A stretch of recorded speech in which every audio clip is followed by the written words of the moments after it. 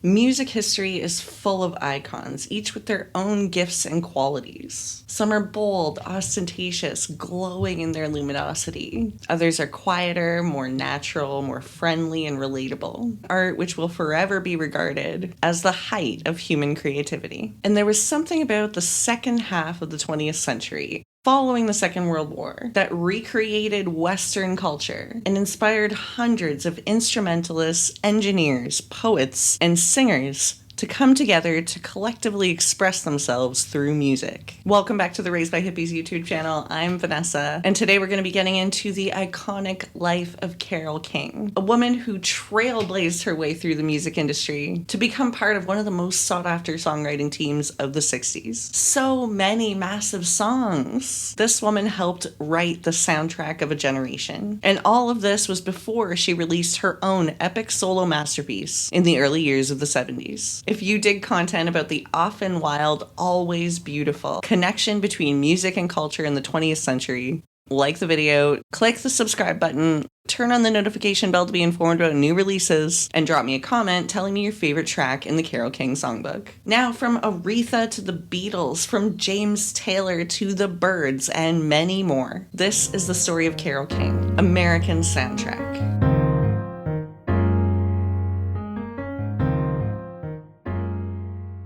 Carole King was born Carole Klein in Manhattan, New York, February 1942, to Eugenia Gingold and Sidney Klein. Carole showed signs of being exceptional from an early age. She displayed an interest in music as young as 3, and by the age of 4, she was singing with nearly perfect pitch. Her mother would sit her on top of a phone book at the piano and give her basic lessons in music theory. In the 1950s, when Carole was still in high school, she quickly became known as the girl who was friends with all the boys. For a short time, she dated fellow singer-songwriter Neil Sedaka before graduating early at the age of 16. In fact, it was Neil's early success in the industry that inspired Carole to give it a try herself. So Carole made her way to Manhattan. It is hard to imagine now, but in 1958, a 15-year-old girl in a poodle skirt walked into a record company, sat down at a piano, and played her songs for 2 of the most influential people in the industry. That girl was Carole King. Talk about audacity. Talk about self-confidence. They liked her songs, but they felt like she needed some time to grow up. So they didn't sign her, but inspired by this experience, Carole proceeded to call ABC Paramount the very next day.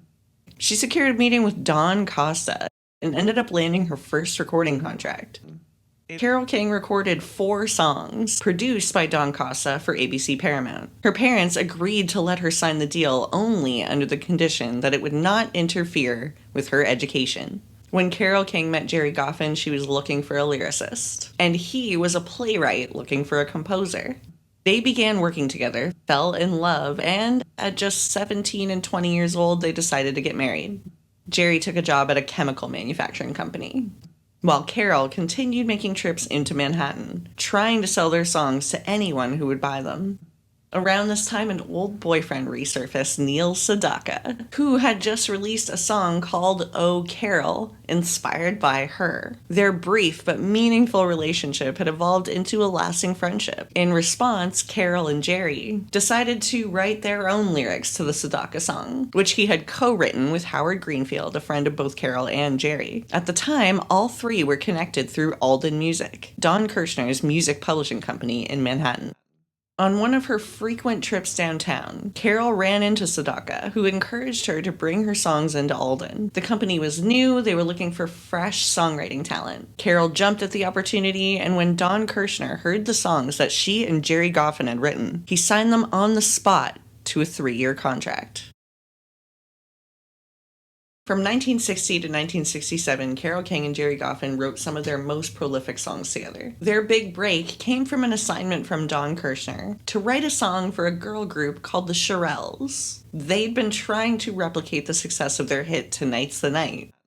Alden Music had a specific creative setup.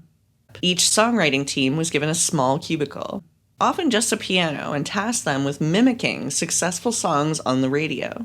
When a record became a hit, Kirshner would have all his teams work on crafting something of the same style.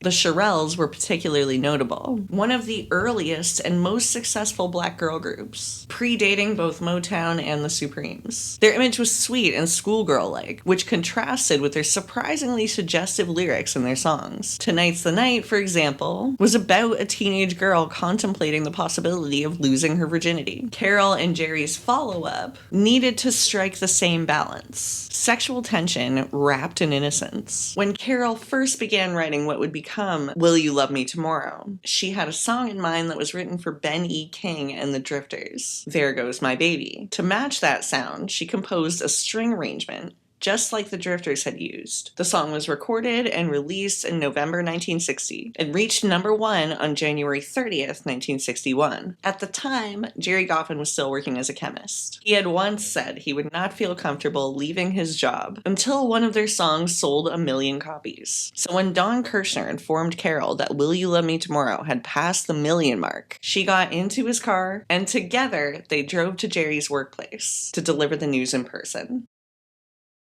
After the success of Will You Love Me Tomorrow, it was inevitable that Gerry and Carole would begin working with bigger and more high-profile artists. By this point, they were becoming known for their ability to combine complex, emotional lyrics, often tinged with darkness, with the kind of bright, memorable melodies that define pop music of the era. The dynamic reflected their personal chemistry. Gerry was the brooding, introspective lyricist, while Carole was the sunny, optimistic composer, who only wanted her music to bring joy to the world. This interplay would come together perfectly on Take Good Care of My Baby, released in June 1961. The song tells the story of a guy addressing his ex-girlfriend's new boyfriend. At first, it seems like a plea for the new guy to treat her well, but by the end of the song, it's revealed that she left him because he wasn't faithful. That twist complicates the sympathy that the listener feels for the singer. Carole paired those lyrics perfectly with a bright, bouncy chord progression and a catchy, upbeat melody, making it the perfect candidate for the Billboard charts. Producer Snuff Garrett heard the song while browsing the Brill Building and immediately knew that he wanted it for his client, Bobby Vee, one of pop music's rising stars. Bobby Vee had risen to fame under extraordinary circumstances. On February 2nd,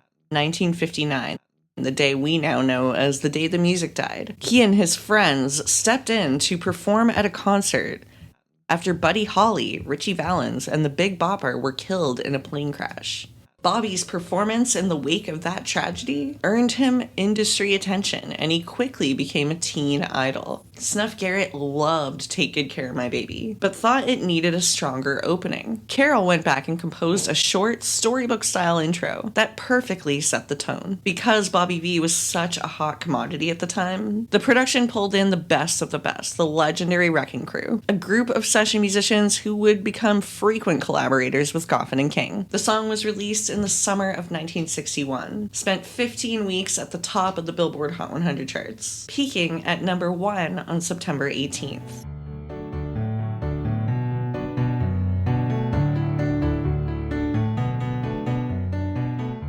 In 1962, Carole King gave birth to her second daughter, Sherry, joining her older sister Louise, who was almost 2 years old at the time. That year, Carole and Gerry were asked to write a song for the pop star Dee Dee Sharp, who had made a name for herself with a string of hits inspired by mashed potatoes. This was the golden era of strange dance crazes named after inanimate objects, and Goffin and King wanted in. For the demo, they asked their housekeeper, Eva Boyd, to sing the vocals. Dee Dee Sharp's team ended up passing on the song, perhaps not food-related enough. Regardless, Don Kirshner and Al Nevins, the owners of Alden Music, decided to start their own record label to cut out the middleman. The goal of this new label, Dimension Records, was to promote songs written by Alden's in-house songwriting teams. And the first release would be the Loco-Motion, sung by none other than their teenage housekeeper, Eva Boyd, soon to be known as Little Eva. The Loco-Motion was released in June 1962 and shot to number 1 on the Billboard charts by the end of the summer, becoming one of the biggest hits of the year. The Loco-Motion has since been covered by many artists, and it holds the unique distinction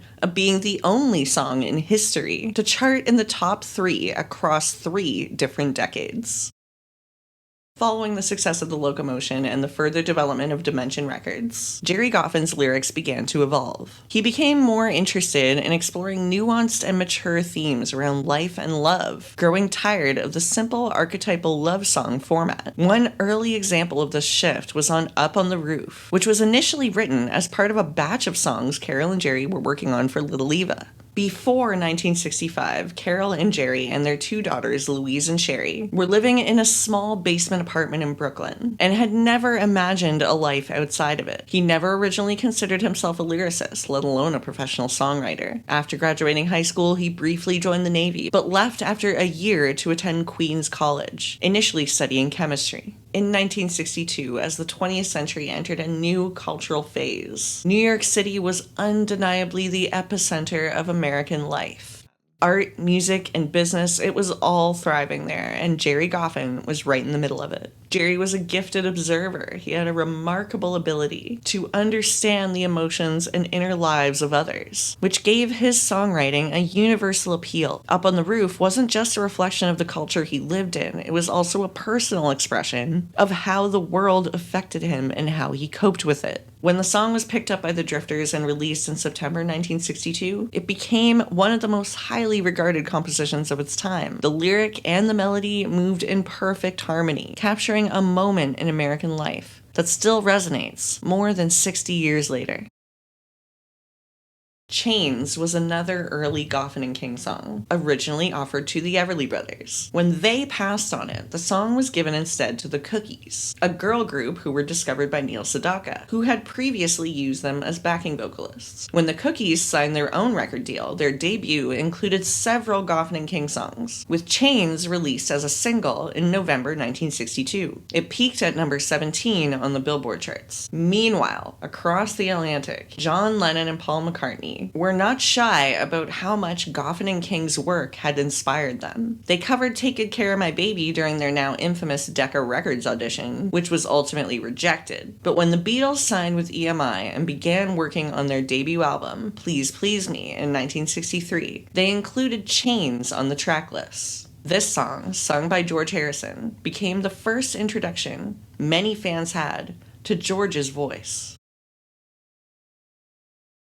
There's a line in the opera Madame Butterfly, Une belle die vedremo, which translates to one fine day we'll see. It's a beautiful phrase steeped in longing and hopeless optimism. Gerry Goffin found inspiration in this line, seeing in it the emotional yearnings that paralleled the inner world of early 1960s teenage girls. That kind of emotional intelligence became the cornerstone of his lyrical work, elevating even the simplest pop songs into something deeper, more human. One Fine Day feels like the pinnacle of the Goffin King sound during this time. It's clean, direct, and bright in both style and production, with lyrics that are crystal clear and emotionally resonant. Carole composed a jumpy, danceable piano part, and the original demo recording of her playing it was so good that they kept it for the final release. The song had originally been intended for Little Eva, but her voice didn't quite suit the melody. Instead, it was given to a rising girl group from the Bronx, the Chiffons. The Chiffons were a natural fit. Earlier in 1963, they'd had their first breakout hit, He's So Fine, a doo-wop song that shot to number 1 on the Billboard charts. At the time, they were arguably the top girl group in the country, and were looking for a strong follow-up single. A song with the word fine in the title was the perfect marketing choice. One Fine Day was released in May 1963, and climbed to number 10, further cementing Goffin and King's status as hitmakers.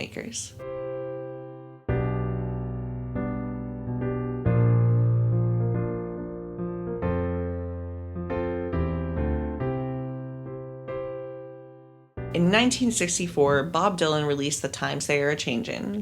And while Carole King was a busy working mother with more on her plate than most women of the era, Gerry Goffin was feeling increasingly unsettled. Like many young people at the time, Gerry was deeply affected by Bob Dylan's lyrics. That same year, he met rock journalist Al Aronowitz, the man famous for introducing Dylan to the Beatles. Aronowitz proposed starting an independent record label, and the three of them launched Tomorrow Records. The only real act that Tomorrow Records would ever sign was a high school band called called the King Bees. They later changed their name to the Middle Class and became an ongoing background project for Goffin and King over the next few years. Carole would later say that the only positive thing that Aaron Aronowitz would bring to her life was her connection with that band.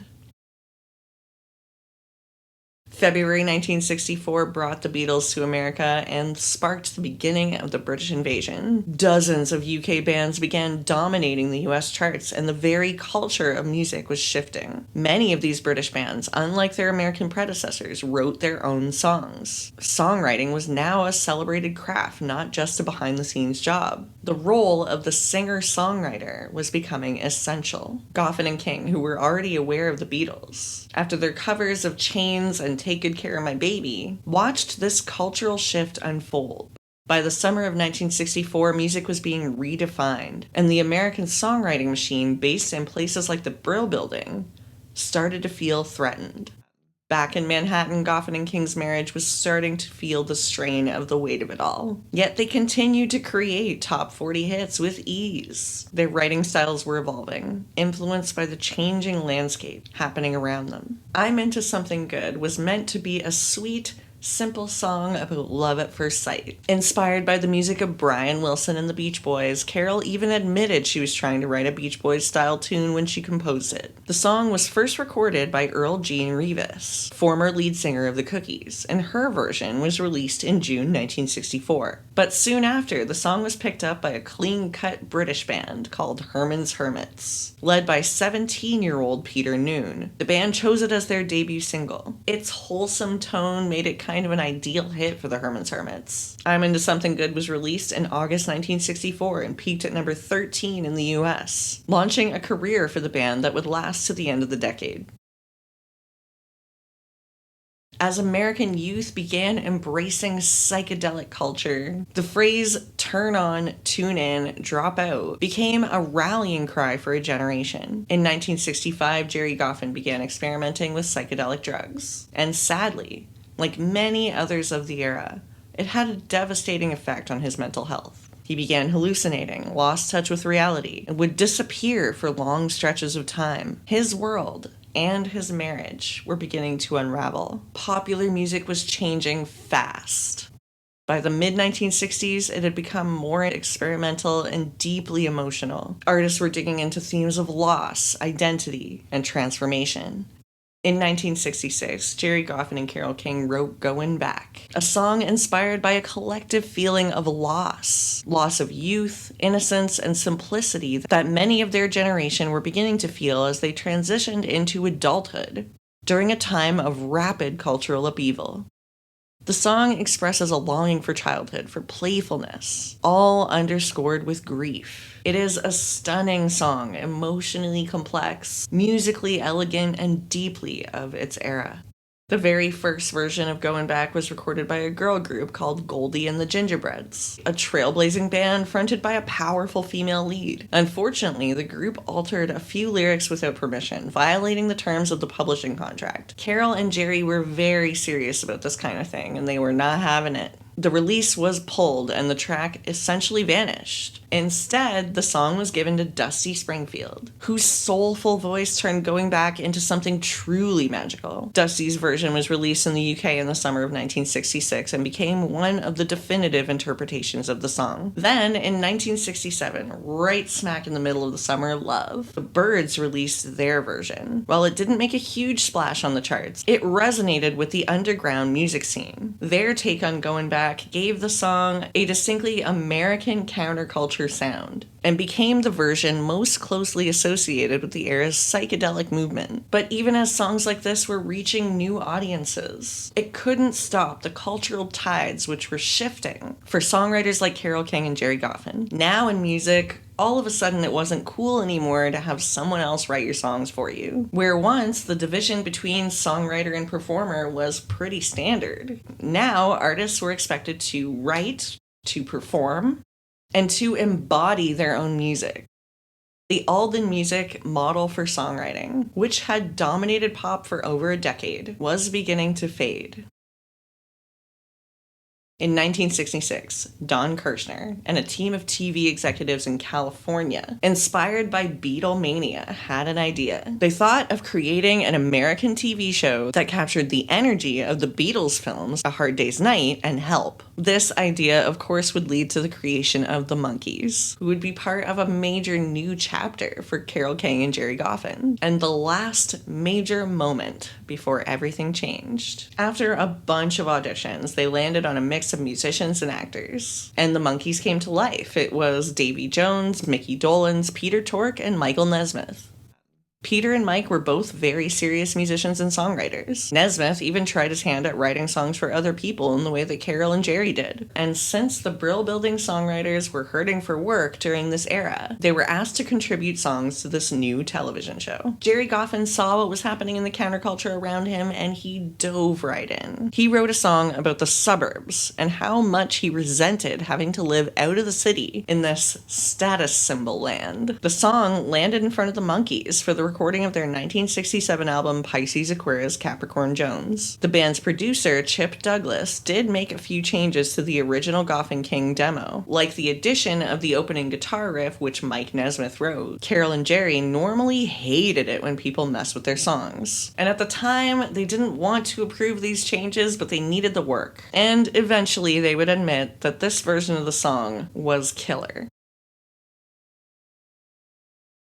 At the end of 1966, after 6 years with Columbia Records, Aretha Franklin's contract had expired. Jerry Wexler of Atlantic convinced Aretha to join his label with the promise of overhauling her image into a new direction. Wexler, of course, was known for his support and facilitation of what America at the time was calling race music. Jerry Wexler invented the term rhythm and blues, and all race music started to be referred to as thus. In his study of music by Black Americans, Jerry Wexler came across the concept of being natural. And he thought, what a brilliant idea to have Aretha Franklin singing a song about being a natural woman. So they come up with this idea, and not long afterwards, Carole and Gerry are walking down the street in Manhattan when a black limousine carrying Jerry Wexler pulls up next to them, proposing that they write this new song for Aretha Franklin. Carole and Gerry were in the middle of a tough time. They were very worried about how they were going to maintain their lifestyle in a post-Brill Building era, so they were extremely excited for this opportunity. All the way home, they talked about writing this song. When they got there, Carole King sat down at the piano and played 4 gospel chords. They were exactly what Gerry was looking for, and the exquisite lyrical imagery of that song just flowed right out of him. And so they handed the demo over to Jerry Wexler and went home. It would be days before they found out if Aretha or if any of the other people involved even liked it, let alone decided to record it. So when Jerry Wexler called them into his office not long afterwards, he sat them down to listen to the finished version of the song, sung by Aretha herself. Carole referred to her performance as shattering. Aretha Franklin released Natural Woman in September 1967, and the song blew up all over the country,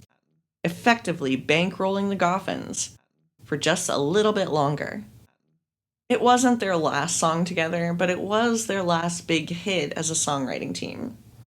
Now, before we leave New York and make our way southwest to the canyon for the second half of this story, if you're digging the documentary so far, don't forget to give me a thumbs up and drop a comment and let me know your thoughts. Onward to California.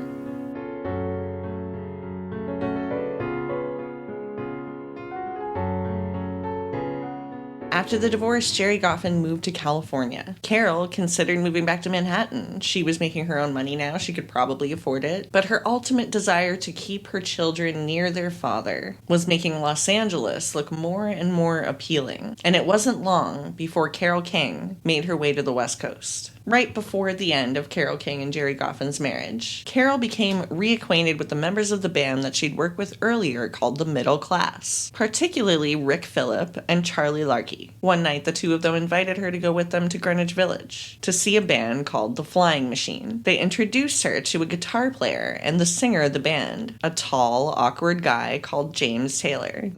Carole was blown away by James and the band, and the two met briefly in a very unenthusiastic exchange. She also met Danny Korchmar, another member of the Flying Machine at the time, who would go on to become one of the top session musicians in the industry throughout the 70s. After the dissolution of the Middle Class and the Flying Machine, both Danny Korchmar and Charlie Larky found themselves members of the Fugs, an underground psychedelic band with a fiercely political edge. When Carole and Gerry split up and made their move to California, Carole went straight for Laurel Canyon and inevitably became a part of the thriving music scene there. She joined local bands for jam sessions, and for the first time in her life, she played music with other people just for fun, without the end goal being to create a hit record. One of these musicians was Danny Korchmar, who left the Fugs and moved to California in search of a better life. Not long after her relocation to the Canyon in the fall of 1968, the Fugs, including Charlie Larky, were booked to play a 3-night stretch of shows in Los Angeles. So Charlie called Carole and invited her to one of the shows. Afterwards, he followed her home and stayed there for the next 3 nights. And before he knew it, Charlie was leaving the Fugs and making his way out to California too.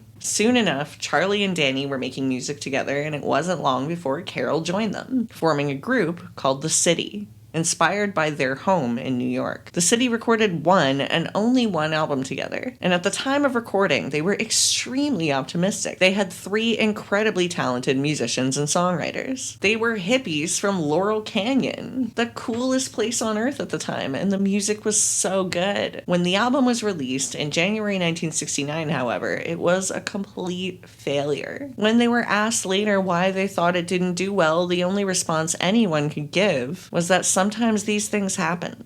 The City disbanded, and Carole and Charlie were married in September the following year. So it's 1969, and through Danny Korchmar, Carole King is reintroduced to James Taylor. James was essentially homeless at the time, not long out of rehab for his addiction to heroin, and he was just crashing on friends' couches. Those friends were willing to provide their charity for James, given their enduring faith in his talent as a musician and performer. When he and Carole met the second time, they took to each other immediately. When Sweet Baby James was recorded in December 1969, with Carole King on keyboards and backing vocals, they had such a great time together that even though Carole had spent her whole life resisting the temptations set forth by others to go on tour and play live, when she was asked to join James for just some weekend shows here and there, she said yes. And it was during this tour that James Taylor decided the time had come for Carole King to sing and perform her own songs. She had long been happy to be the side person behind the piano, but one night everything changed. During the first half of the set, James usually played alone with his acoustic guitar. Then the band would join him for the second half. There were a few covers on the set list, but one of James' favorites was none other than Up on the Roof by the Drifters, written by Carole King and Gerry Goffin.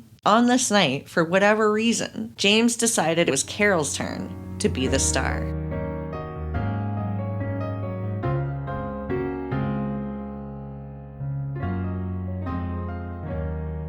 When Carole King first moved to Laurel Canyon after she and Gerry Goffin divorced, she was looking for friends to help her acclimatize to the California lifestyle. In her search for native-born Californians, she came across a beautiful young hippie girl named Toni Stern. It turned out that Toni was also a talented writer and lyricist, and she and Carole started writing songs together almost immediately. Carole loved the change of pace from her work with Gerry Goffin up until that point. When she was offered a solo contract, after the demise of the City, she started thinking about recording some of the songs that she and Toni had written together. And in 1970, she released her first solo album, Writer, which has been criticized for its below-par production and went completely unnoticed in the music industry and the world. And it's wild because if you listen to Writer now, it is such a beautiful record, with so many great songs like Carole's version of her and Gerry's Going Back or Up on the Roof, which she recorded with her pal James, of course, as well as songs that that she and Tony had written together, like Raspberry Jam and What Have You Got to Lose. When Carole herself speaks about Writer, she talks about it like the middle of a trilogy of albums that she made for Ode Records, beginning with Now That Everything's Been Said by The City. The creation of Writer was a period of learning for Carole King as a solo artist for the first time, and it laid the groundwork for her to create the third album in the trilogy, 1971's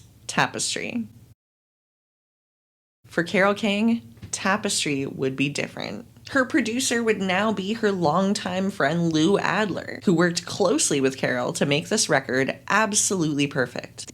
The album has 12 songs, an absolute masterpiece. 3 of the songs are covers of songs that she wrote with Gerry Goffin, including reworked versions of Will You Love Me Tomorrow, on which Joni Mitchell and James Taylor famously provide backing vocals. Carole's approach to recording her own versions of these classic songs, made famous by other singers, was filled with humility, almost as if she was paying tribute to those artists, to the Shirelles, to Aretha Franklin, and absolutely to Gerry Goffin, with whom she would reunite to write the song Smackwater Jack. 2 of the songs were written by Carole along with her friend Tony Stern. Where You Lead, a beautiful song about motherhood that later became the opening theme for the show Gilmore Girls, and It's Too Late, which ultimately became the biggest hit on this massive record. The rest of the songs were written by Carole herself, and what is impressive at this point is that she had successfully moved from being a composer of music alone to being a performer,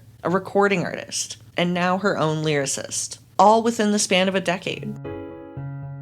February 9th, 1971, Carole King woke up at 6 a.m. on her 29th birthday, and the ground was shaking. There'd been a massive earthquake in San Fernando, California, and it could be felt all the way in Laurel Canyon. The next day, February 10th, Tapestry was due to be released, and the opening track was called I Feel the Earth Move. This compelling coincidence was the first thing that caught people's attention about the record. The song is just a perfectly bold choice for opening any album, even if there hadn't been an earthquake the day before. It's a statement of lust that represents the place that Carole was at in her life at the time. It also reflects on where women were regarding the women's liberation movement. Women were taking back their sexuality for the first time, and Carole was providing something extremely relatable for perhaps otherwise timid young mothers, like her, who felt that their positions in the world were changing. She compares her infatuation to an earthquake, powerful and unrestrained in its nature. The piano is chaotic in exactly the right way, and Carole's voice just rolls as if it's out of control. Lou Adler produced Tapestry and put Carole in A&M Studios, Studio B, right between the Carpenters in Studio A and Joni Mitchell in Studio C,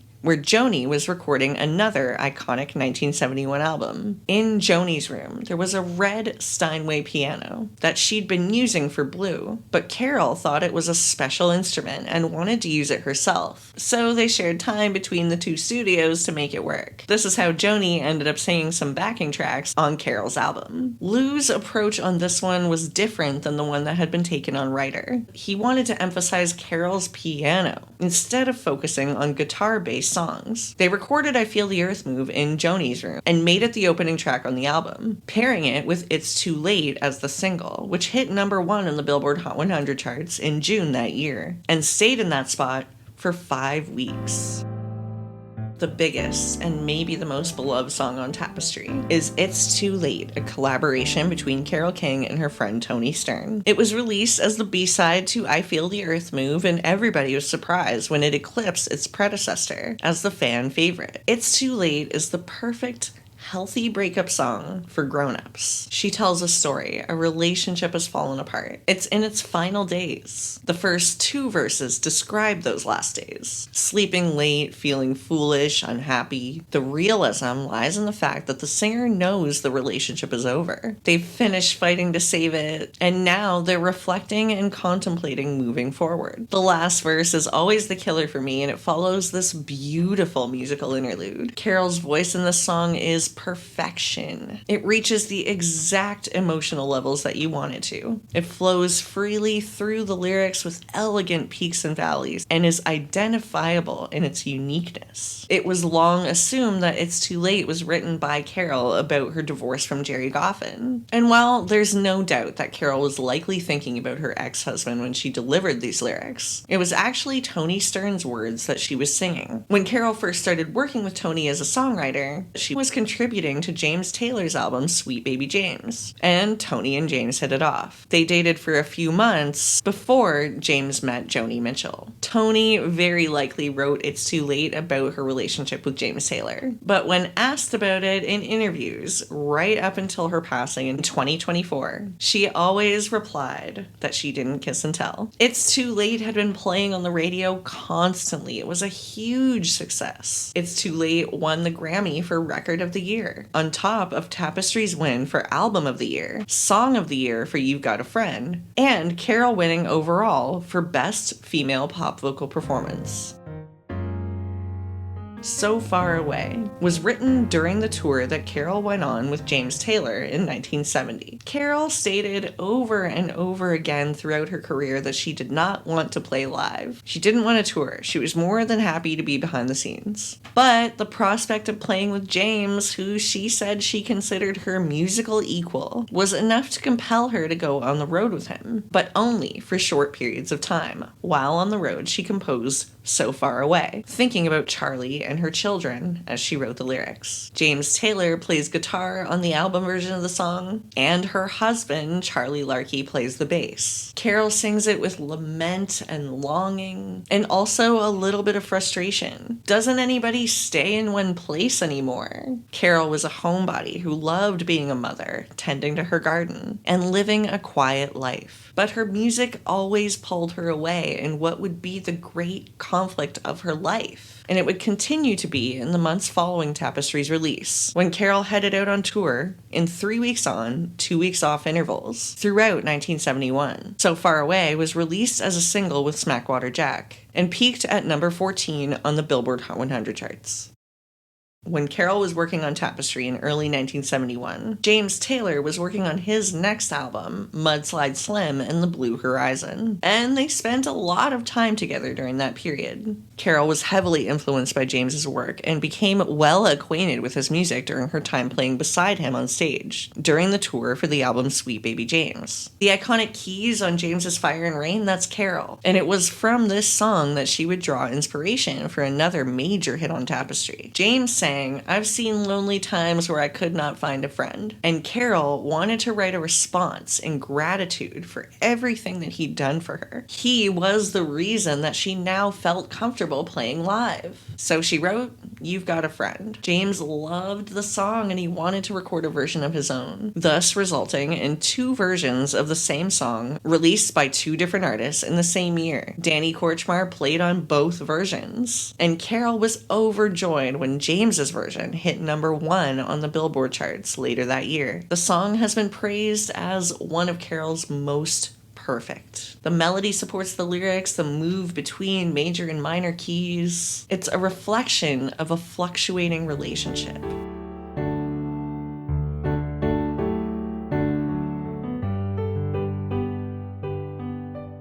After Tapestry, Carole continued making music, but shifted her focus back to her family. In 1971, she toured England for Tapestry with James Taylor, and this time she had Charlie and Sherry and Louise by her side.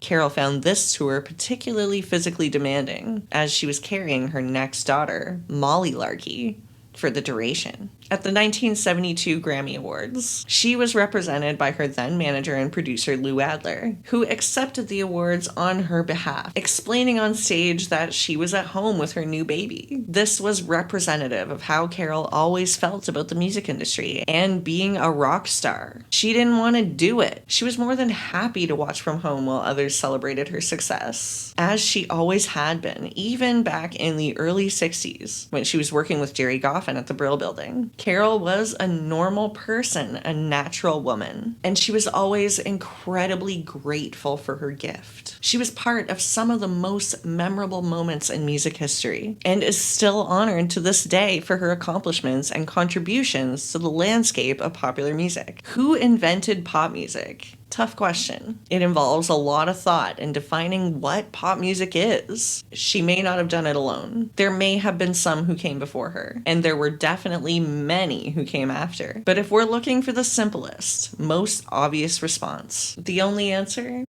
is Carole King.